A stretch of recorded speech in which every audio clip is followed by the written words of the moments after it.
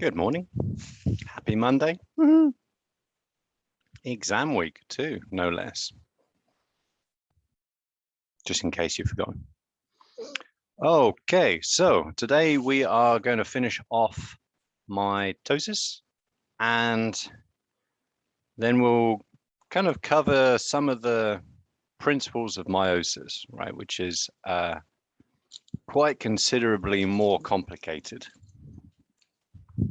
Right, so you really want to make sure that you get mitosis down straight. Otherwise, you'll be lost when it comes to, hello, Echo, when it comes to meiosis. Okay, so let's get the screen share up. Does anybody have any questions about what we've covered so far? Homeworks, stuff like that? Now's a good time to ask. And you can just type them out, shout them out, whatever, it doesn't really matter. Just get to where we were at. Anyway. Don't believe so, Stephanie. I think it's just homework 1. Let me just check. We're in there somewhere.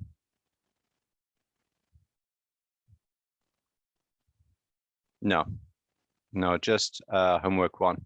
Homework 2 starts covering things like linkage and non-Mendelian inheritance.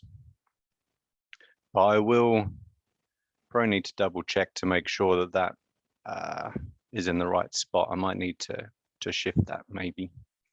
But remind me if I forget. Okay, so no, that is it. Do practice everything that you can, particularly crosses, chi-squared stuff. Those are the things that will take time in the exam, but you do not have the luxury of a lot of time, right? So make sure that you're good and quick at doing those.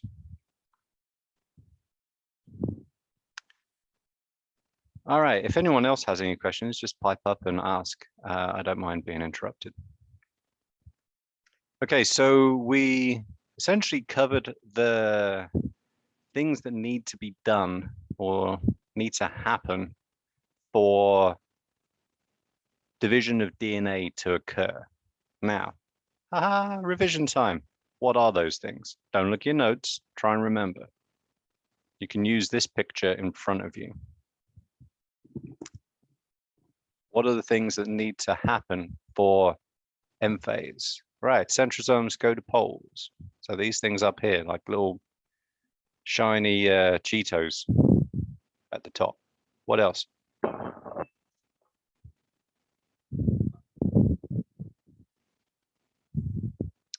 Not so much get together, Stephanie. That's more meiosis. I think you're thinking of condensing. So kind of squishing down.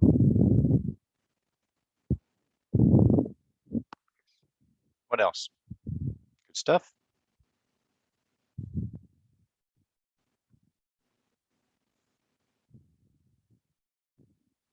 Something has to disappear.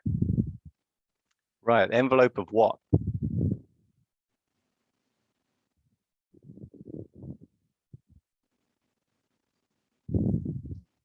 The nucleus. That's right. Nucleolus is a kind of structure within the nucleus it's like where ribosomal RNA is produced and some other stuff. But yeah, it's the nuclear envelope, right? And what else? Last thing. What are the proteins or structures, I guess, that help pull the chromatids apart, the sister chromatids? Yeah, the spindle fibers, right? So those need to form and attach to the, attached to what? Spindle fibers attached to what? That's okay. You got it. That's what matters. What structure do this, well, hang on, there we go. 2 questions, bonus. Where do the spindle fibers originate from? Yeah, centrosomes. What do they attach to? It's not on here.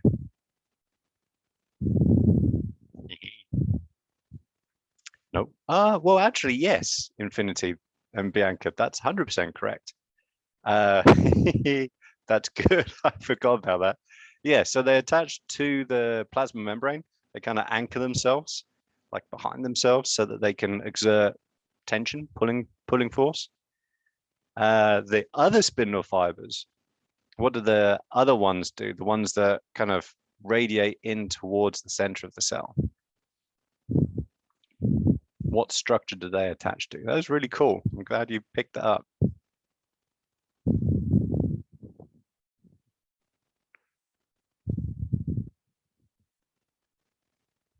What's their job? Their job is to pull apart the sister chromatids, right? So what structure on each sister chromatid does the other end of the spindle fiber attach to? It's a real funky name.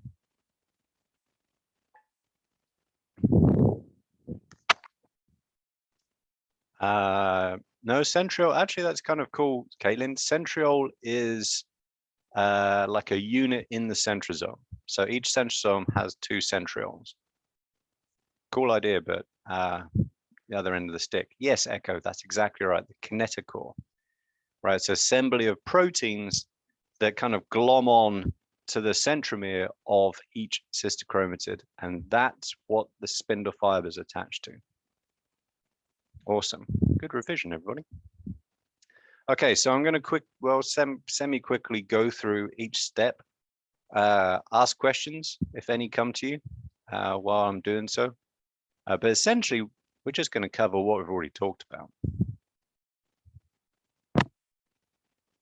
So prophase, and this is, you know, it's once you enter M phase, prophase is the first part, but prophase, prometaphase, and metaphase are all kind of part of the same continuum, right? We just like chopping them up into manageable pieces.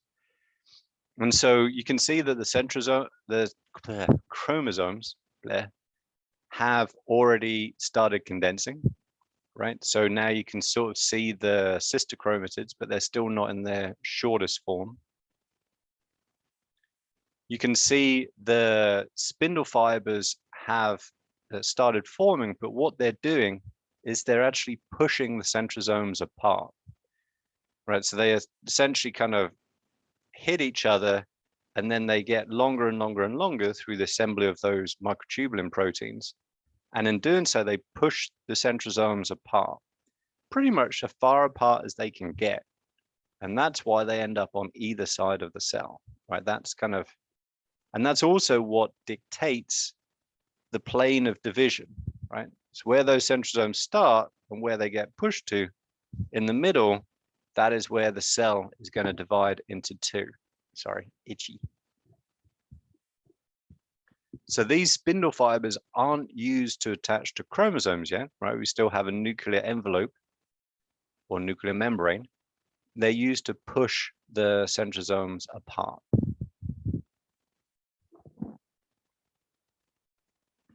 And so we kind of move further on in the progression. And essentially, the same things continue to occur, right? So kind of annoyingly, why don't they do that? These centrosomes should actually kind of tip your laptop up like that. That's what they should look like. You get to see me sitting in my chair, right? That's kind of sloppy on behalf of those science illustrators, right? Because if those, sorry, I'm also a bit of a pedant as well. I can't help myself. It's how I was trained. If those centrosomes are being pushed kind of from the top, they're going to end up at the sides. So I might have to end up turning those pictures around because that's just going to bug me. I wonder if I can do that now.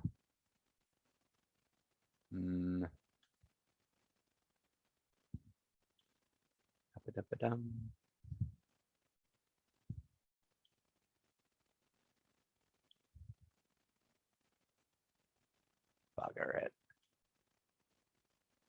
Yeah. Sorry, I can't do that quickly enough to not irritate you all in trying to do so. Anyway, just bear that in mind. This is actually a mistake in the picture. Just yeah. Anyway, I'll fix that later. So now we've got the centrosomes are either side of the cell. They're attached to the plasma membrane, as Bianca and Infinity pointed out, which is super cool. Right, and that's what these short spindle fibers are kind of sticking out the back. This is called an aster. It's like a ray of sunshine. You know, it's kind of like old style way of portraying the sun with the rays coming out.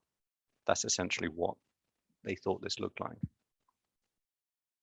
Nuclear envelope, nuclear membrane has disappeared, right? And so that allows new spindle fibers to kind of radiate into the center of the cell and attach to the kinetochore, right? One on either side. And also these chromosomes, now you can see the difference between up here, or actually even further up, right? Uncondensed, partially condensed, fully condensed, right? Essentially through kind of wrapping and turning and very tightly packing the chromatin. And so you can see here, right, some of these, just one of them actually, has a spindle fiber attached to both sides, one to each sister chromatid, right? These other ones do not, and that doesn't mean that they're going to end up in the wrong place. It just means the process hasn't finished yet. And so this process continues really for as long as it takes, right? And these spindle fibers are going to keep getting shot out, you know, and maybe they hit a kinetochore, right? If they do, they stabilize and then start kind of pulling, right? So that we have the centrosome move to the center, the metaphase plate. If they miss, they just depolarize and start again, essentially, right? So this is a truly random process. And actually this randomness, I think there should be a different way of saying that, but this randomness is actually a very big deal in meiosis, which we'll come to in a little bit. It's a really big deal, actually. It's the basis of the law of independent assortment. So it's good to get that, right? It's a very much a random process. These spindle fibers are not guided in any way. It's not like they're looking for something. They're just hoping to hit something in the dark kind of thing.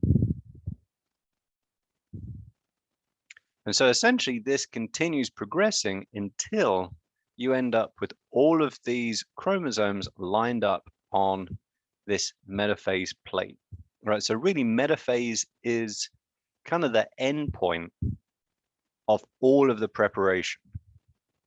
I always think it's kind of weird to think of it as a stage. It's really just like the end, right? And what you can see is that all of these chromosomes, right? This one, there's another one, have lined up essentially end to end. And always like to, it's like kind of putting your fingertips together, right? This is worth remembering because meiosis 1 and meiosis 2 are very different in terms of how chromosomes align, right? So remember, like the sister chromatids, like their tips are touching each other, essentially, right? All the way along. And this, again, this metaphase plate isn't yet at least, a place of, you know, that's kind of laid out, right? It's simply there, the result of being the midpoint between these two centrosomes. And so as these chromosomes are pulled equally by the spindle fibers attached to either side, and remember, oh, here's another question. What are these sister chromatids held together with? Aha. Protein. Begins with C. Yeah, I was going to say, Zoom always autocorrects it. I bet that's what happened to you. It's cohesin, no O at the end, rather. I was just about to say that. That really made me laugh. Cohesin. There you go. Because it autocorrects, and I actually think that made it through one of the chats as well, which is super annoying. Yeah, if you put if you see cohesion and the thing is cohesion, then that's fine as well. You still get the answer right, but it's cohesion, right? So yeah, that was funny. That's what's holding them together, right? And so as long as that cohesion is in place, nothing happens, right? Those chromatids, sorry, stay stuck together, and you stay paused in metaphase, right? So what is the cell looking for in terms of the next stage, anaphase? What is the cell checking for before anaphase can proceed? Anaphase is where these chromatids are pulled apart. What does the cell care about? Well, yeah, it cares about mutations, but the time for dealing with those has long since passed. That's really kind of G1 to S and the G2 to M checkpoints are hoping to catch that sort of stuff. What does it care in terms of these chromosomes and their position in the cell? Good idea though, Azai.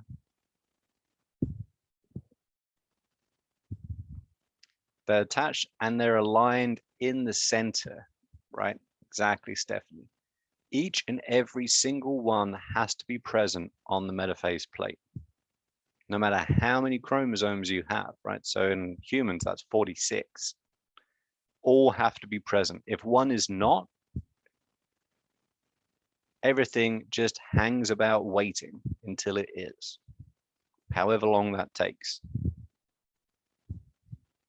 Right, so now you can see why this picture is very much the end point, right, of all of this preparation, rather than the actual like phase in and of itself. It's where that has succeeded, but before anaphase has occurred. All right, and they're actually looking for tension. They're looking for equal tension on both sides of the chromatid pair. And essentially, if you think about it in like anthropomorphic terms, when that happens, for each chromosome, like bing, a little flag pops up, it goes, yay, right? And there you go, awesome, everyone's in place.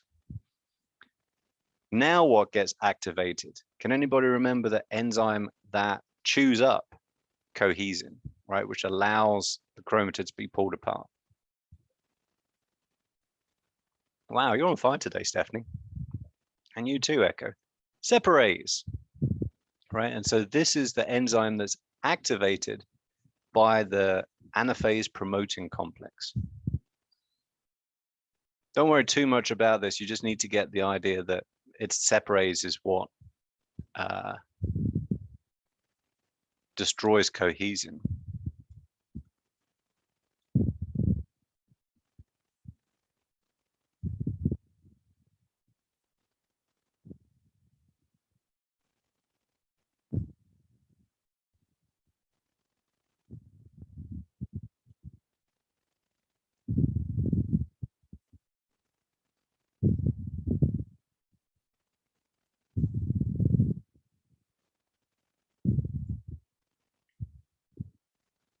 Let's see if I get auto corrected again this time. Yep, there you go. And so if you think about it, right, these chromatid pairs are under tension, right? They're being pulled, like the centrosomes are trying to pull them apart using those spindle fibers, but they're stuck together. So as soon as that glue that holds them together is gone, boink, they just get pulled apart, like almost, well, pretty much automatically, right? There's nothing kind of going on that needs to be turned on. It's just simply allowing that tension to pull them apart.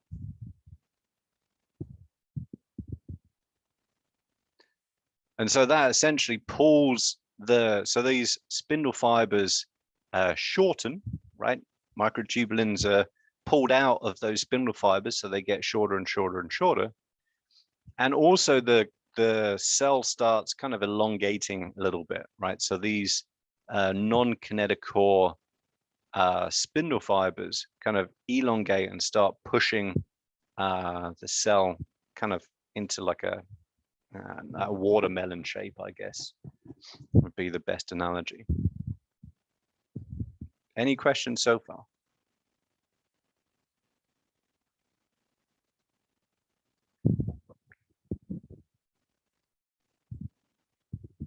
Yeah, no, if you do, just pipe up and ask. So really, once these chromosomes move to the opposite sides of the cell, opposite poles, you just have to fix or reverse all of that preparation, right? So if in prophase and prometaphase, the chromosomes condense down, telophase, they decondense. If the nuclear membrane disappears in prometaphase, in telophase, it reappears. You know, essentially everything that occurs at the beginning of M phase is reversed at the end of M phase in telophase, right? So that's really kind of its purpose, I guess. Pardon me. And obviously these spindle fibers disappear because they have done their job. Now the cool thing is, and I meant to look this up, but I got sidetracked on something else over the weekend. There are proteins that are laid down. So you see where this metaphase plate is here. So there are proteins that are actually kind of deposited like on that plane around the periphery of the cell, kind of inside the plasma membrane. And those proteins then serve to start basically pinching in the cytoplasm, right, as part of cytokinesis. And so as all of this stuff is kind of getting reversed, right, the spindle fibers disappear, chromosomes decondense, nucleus forms, nuclear membrane reappears, so on and so forth. The cell is getting kind of pinched in as those proteins basically kind of contract the plasma membrane, until that plasma membrane, which is a kind of a fluid structure, pretty much just seals itself up and buds off. And then you have your two daughter cells.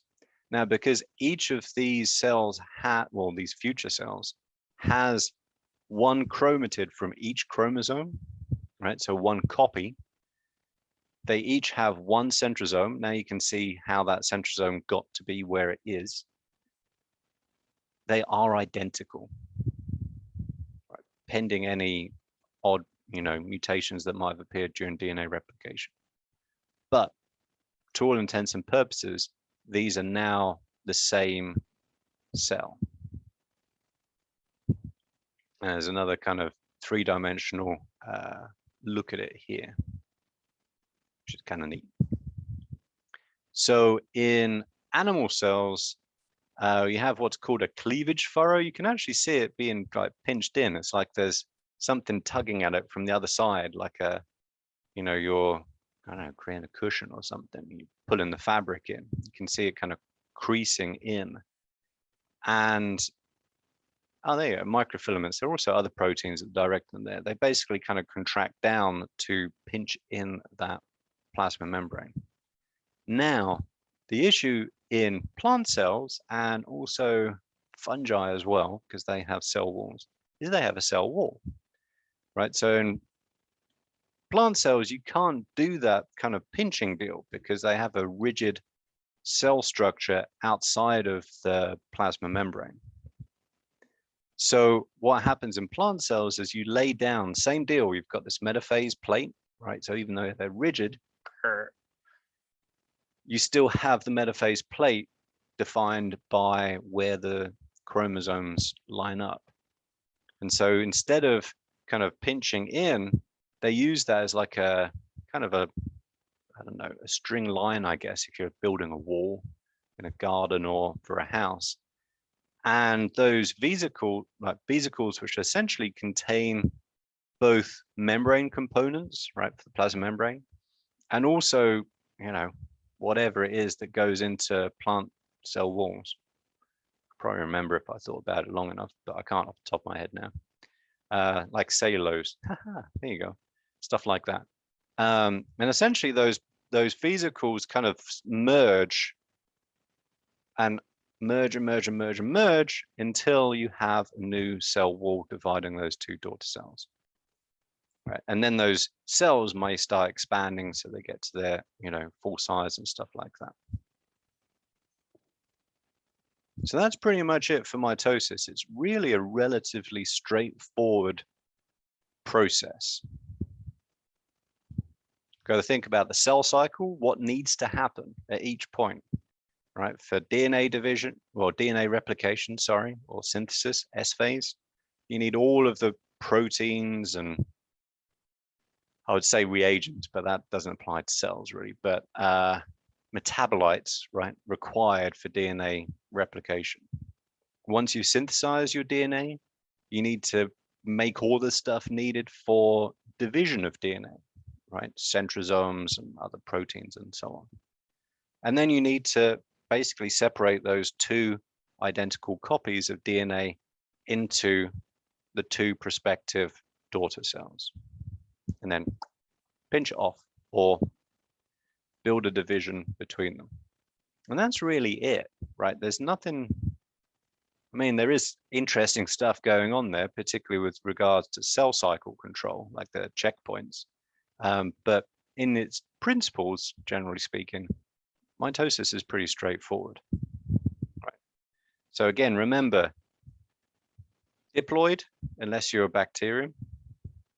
Daughter cells are diploid, if the parent is diploid. Identical DNA, same number of chromosomes, non-reproductive or asexual reproductive cells, right? So mitosis is purely, at least in animals and plants, well, I say animals, actually, shit, not even all animals, bloody hell. Most animals is involved in growth and development, somatic tissue, and cell replacement, stuff like that. Some organisms, it's involved in asexual reproduction. But sexual reproduction, that is meiosis, which we're going to get to next. Before we skip over to that, does anyone have questions?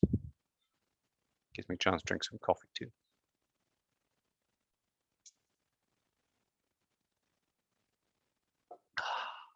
Yum. All right. Let's open the fire hose and start on meiosis.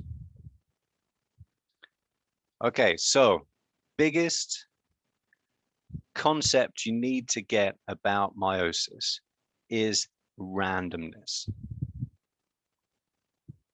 The whole, actually, let's kind of wind it back up a little bit.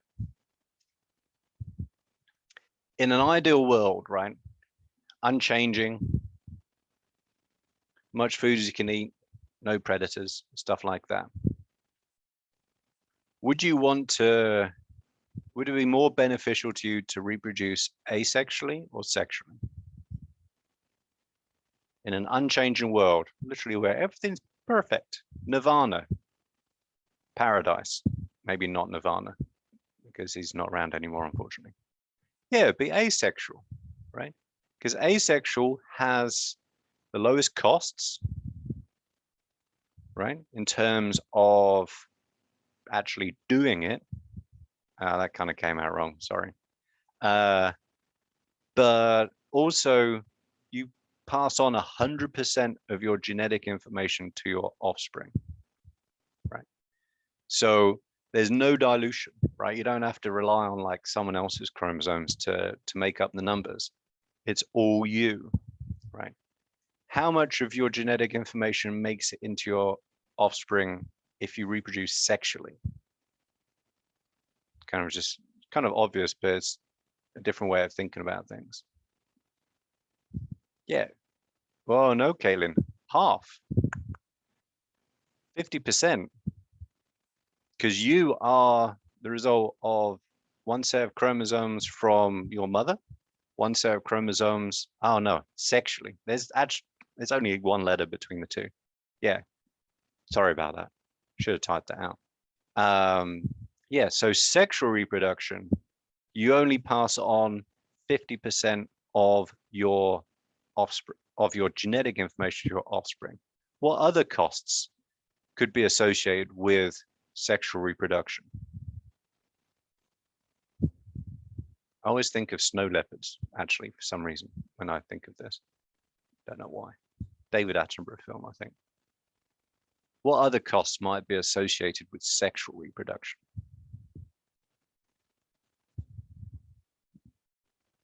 Not just the dilution of your DNA, essentially. Yeah, finding a partner, right? And that's not trivial, not even just like as humans, but although it's kind of getting easier, I guess, with like smartphones and stuff. But all sexually reproducing organisms, right? Think about, you know, giant clams. Actually saw one of those off the coast of Australia once. It was my 30th birthday present. Go on the Great Barrier Reef. Right, they reproduce by basically, like, because they're sessile, right? They don't move. They just spew out sperm into the water. It's kind of gross if you think about it as you're swimming around. And then sometime later, they'll just spew out eggs. And really all they're doing is they're hoping that, you know, one of their sperm finds another egg floating around in the water, right? Or if you're a snow leopard, which is what I always think about, I don't know why, mating has huge risks, right? They're very solitary animals, charismatic, of course. Anybody seen Secret Life of Walter Mitty? Is it Secret Life? Yeah, Secret Life of Walter Mitty. It's a super, super cool film. One of my favorites, one of many, but if you ever get a chance, watch that. I think it's just super cool, feel good, very funny, absolutely awesome film. Anyway, the reason I say it's got something about snow leopards in it. It's very risky, right? Particularly to your offspring. So what quite often happens, and I think hippos do this too, for some reason.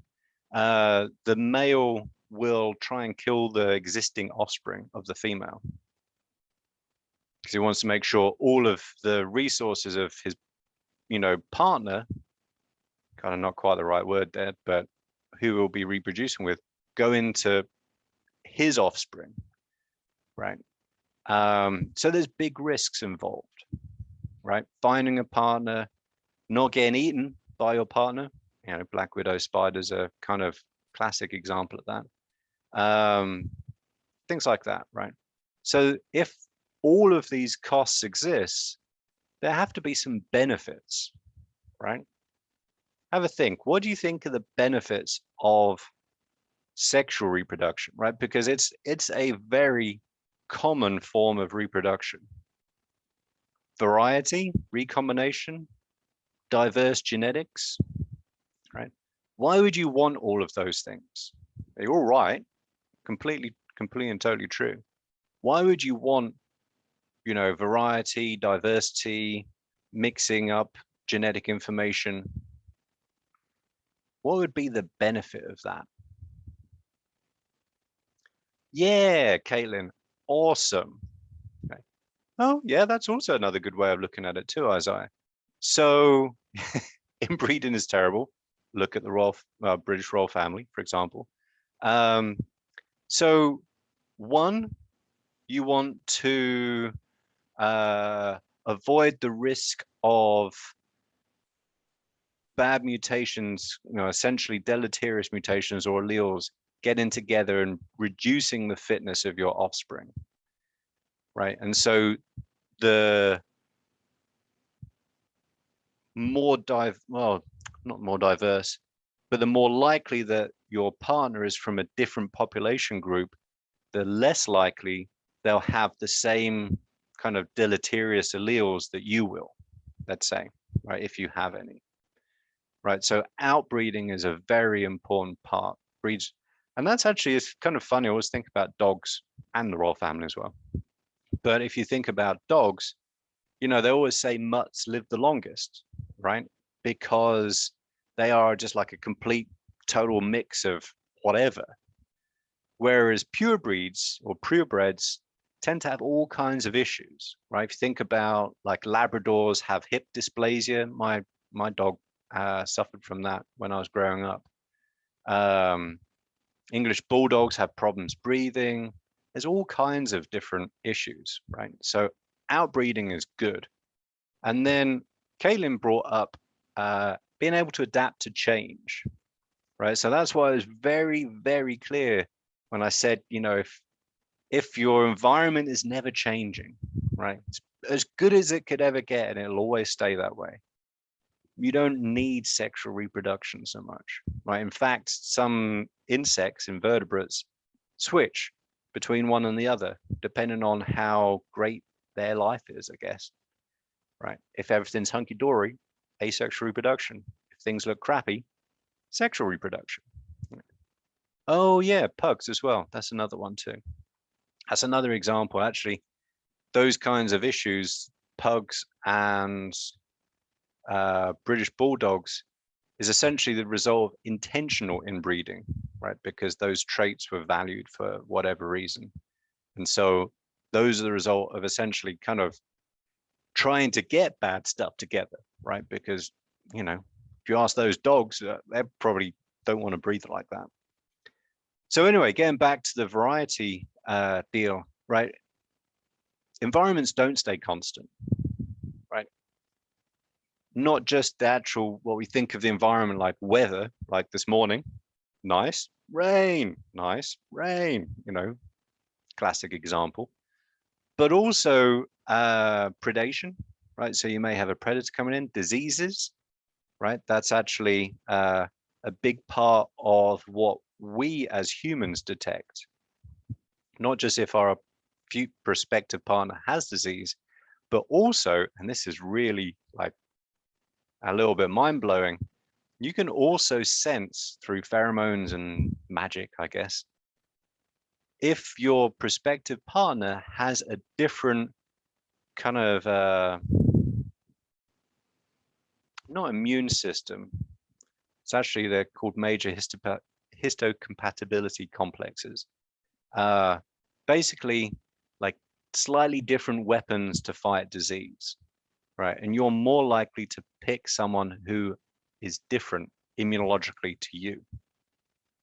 You might think it's because they've got a great pair of legs or a winning smile, but actually, it's a whole bunch of biology that you don't really realize that you're thinking about.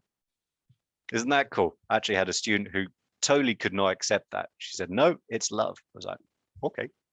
Anyway, so it's all about randomness, right? So every time you look at any part of meiosis, think about how does this lead to diversity and random outcomes in terms of what alleles the next generation gets, right? Because you're not making new information.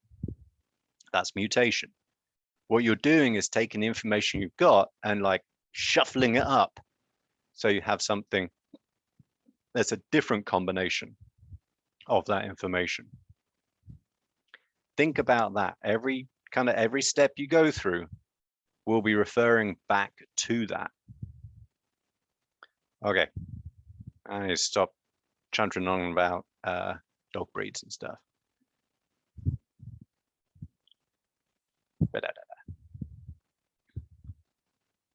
So when we talk about meiosis, really we're talking about a stage in sexual reproduction, right? So meiosis is the process by which you generate the gametes, right? And so those gametes have to be haploid, right?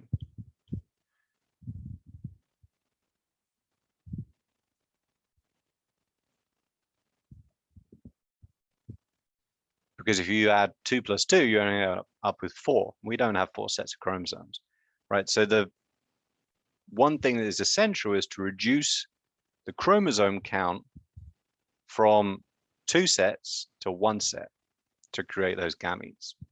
And there's a bunch of cool random stuff going on there too.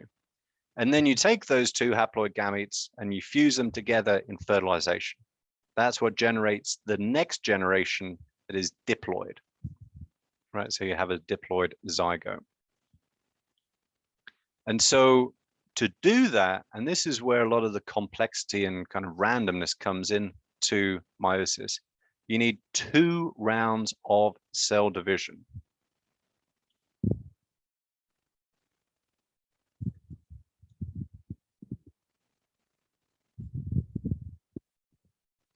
Right, the first one, meiosis 1, is the reduction of the ploidy of the cell.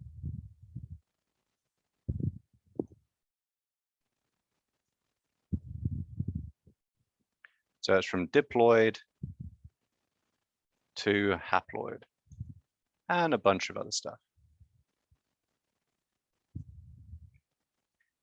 Meiosis 2, or you can use like Roman numerals 2, is the separation, if I can spell that right, of the sister chromatids. Hang on, let you just.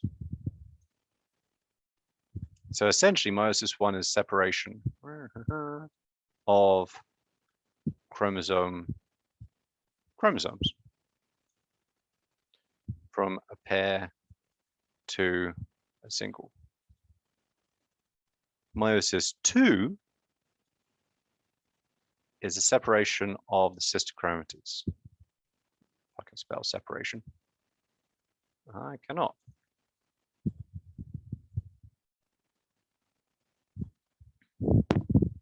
So meiosis 2 is very similar to mitosis.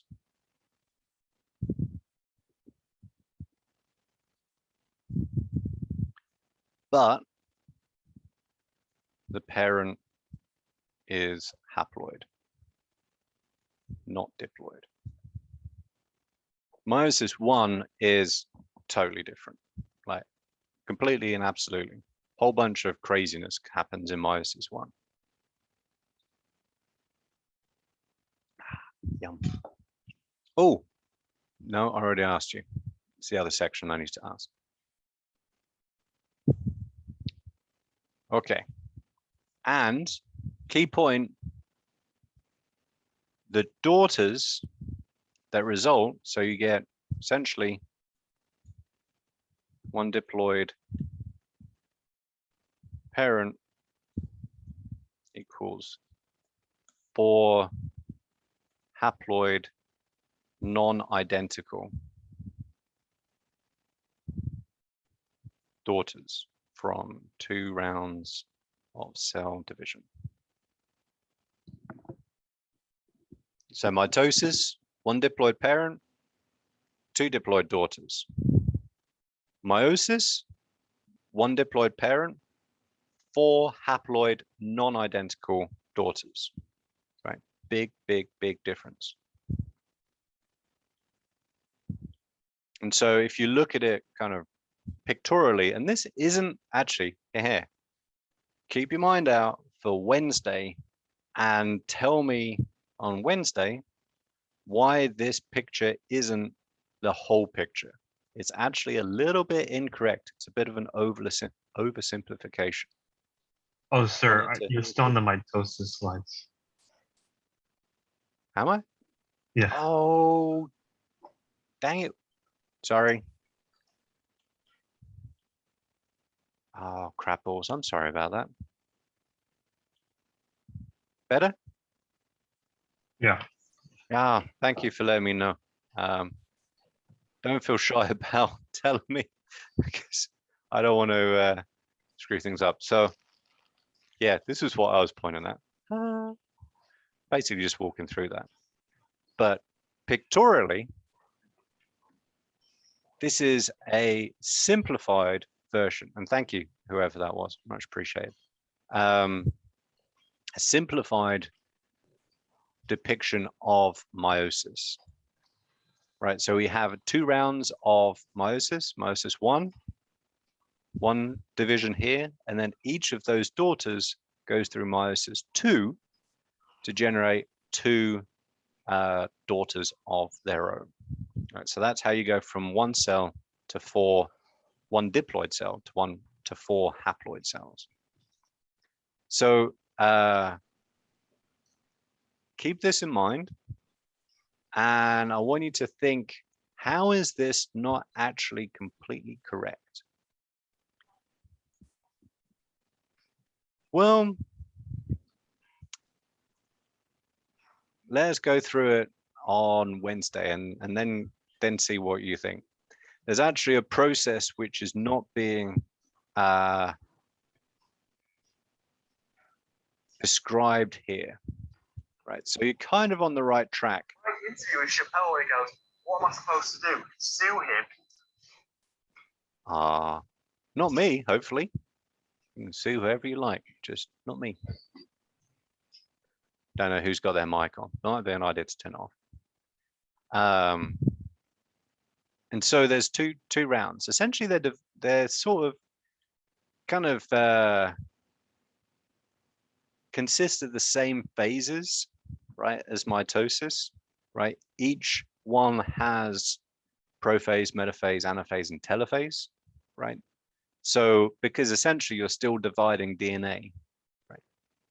But what happens in each of these is very, very different. Prophase 1 is completely different from prophase 2. Broadly, the same things happen, kinda. But most, if not all, of the secret source of meiosis occurs in prophase 1 and metaphase 1, right?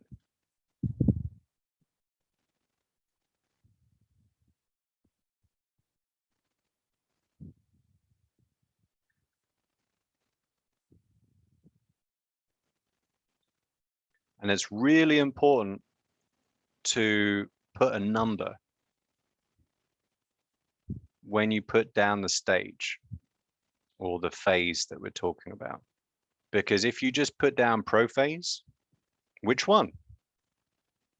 What happens is very different, right? The cells in prophase 1 are still diploid. Cells in prophase 2 are not. They are haploid, right? Because we've already split up the homologous chromosomes, right? So keep that in mind, right? There's a lot going on here. This is really something that bears a lot of studying and thinking about, right? It's fairly straightforward to me because I've taught it a whole bunch of times. It may not be as straightforward to you lot. Okay, so if you look at it kind of just in general, like kind of squinty-eyed and stuff, this looks very similar to mitosis, but there are some really, really important differences, sorry. So in early prophase, I don't know why they've only got middle prophase here, right? The chromosomes are condensing, sorry, the centrosomes are getting pushed apart, the nuclear membrane will start disintegrating later on, but instead of each chromosome kind of doing its own thing, right, to get lined up as it would in mitosis, now those homologous chromosomes are stuck together. Not only are they stuck together, they also swap part of their information, which is called recombination, or, and this is probably the last thing, recombination, crossing over, synapsis. Yeah, just one S. Nope, S there. All of those mean swapping DNA between non-sister chromatids of homologous chromosomes. And that's one of the really big things we're going to cover on Wednesday. All right, that's enough from me for now. Have a great day. Really, truly go through this before Wednesday, because don't forget you've got an exam on Friday, and there's going to be a bunch of stuff on this, because meiosis is a super important part of, well, just biology in general. It's what made you who you are and why you're different from your parents.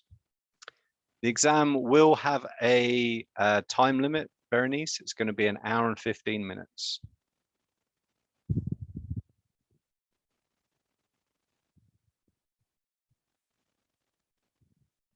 But you can take it anytime on Friday.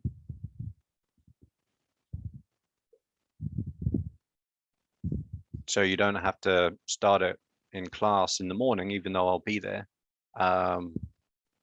You can start it in the evening if you want, after work or other things that you've got going on. Cool. All right, everybody. Sorry about the mix up with not getting the meiosis slide on. Press home. Good question, actually, Berenice. You don't have class, so you can use the class period to take your exam if you wish.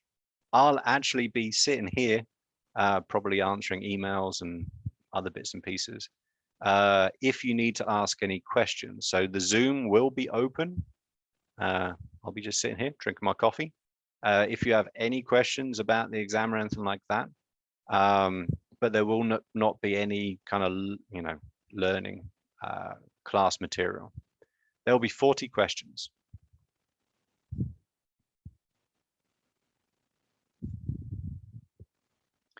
But anyway, I'll be here in case anyone has any questions. I don't know if they have difficulty getting into the exam or something doesn't make sense. And then I'll be around the rest of the day, bar traveling time, riding home, if you have any questions. Although I can't guarantee that I'll get to it like within like 10, 15 minutes. I'll be checking my email pretty much throughout the day. Cool. All right, everybody, have fun. I'll catch you later.